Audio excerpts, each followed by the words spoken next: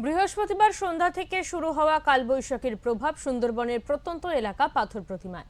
সারা রাত্রিব্যাপী ঝড় বৃষ্টি ভাসল বিস্তীর্ণ এলাকা। ভোট পর্ব শেষ হতেই শুরু হয়েছে কালবৈশাখী, তার সঙ্গে মুষলধারে বৃষ্টি ও ঝোড়ো হাওয়া।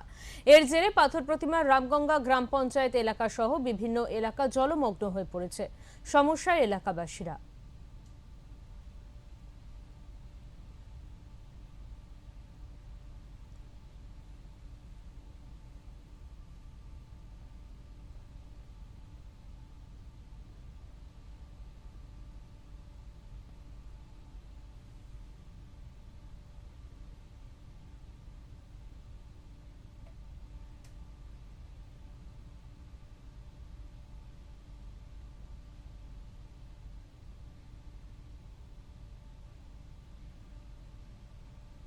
আমরা এই বিষয়ে কথা বলে নেব। আমাদের সঙ্গে টেলিফোন লাইনে রয়েছেন আমাদের প্রতিনিধি রেবতী মালি।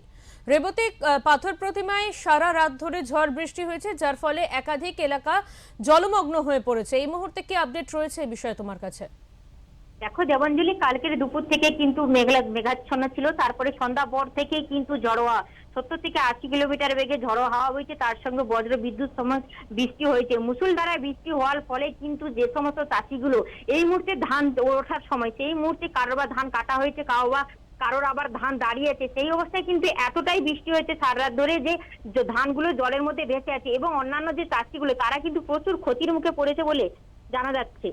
হুম, রেবতী, সেই ক্ষেত্রে কোনো রকম কি কোনো ব্যবস্থা নেওয়া হয়েছে পুরসভার পক্ষ থেকে বা প্রশাসনের পক্ষ থেকে সেখানে জলমগ্ন এলাকাগুলিকে জল সরানোর জন্য? দেখো, একবারে পাথর প্রতিমা ব্লক, একবারে গ্রামাঞ্চল, একবারে নদী এলাকা বিশিষ্ট। এইখানে কিন্তু পৌরসভা নেই যদিও, তবে এখানে যে জল নিকাশির ব্যবস্থাগুলো আছে সেগুলো থেকে কিন্তু তৎপরতার সঙ্গে জল নিকাশির ব্যবস্থা, তারা জল নিকাশি করার ব্যবস্থা করেছে, এবং পরবর্তীকালে সেগুলো থেকে কিন্তু জল ছেঁচে, অর্থাৎ মোটর চালিয়ে মানুষের হাতের দ্বারাই কিন্তু জলগুলো ছেঁচে তারা সেখানে শুকনো করার ব্যবস্থা করছে। কিন্তু এই মুহূর্তে মেঘ এখনো মেঘাচ্ছন্ন অবস্থায় আছে, আবারও বৃষ্টি হওয়ার সম্ভাবনা বলে মনে করা হচ্ছে। একদম, অনেক ধন্যবাদ রেবতী তোমাকে।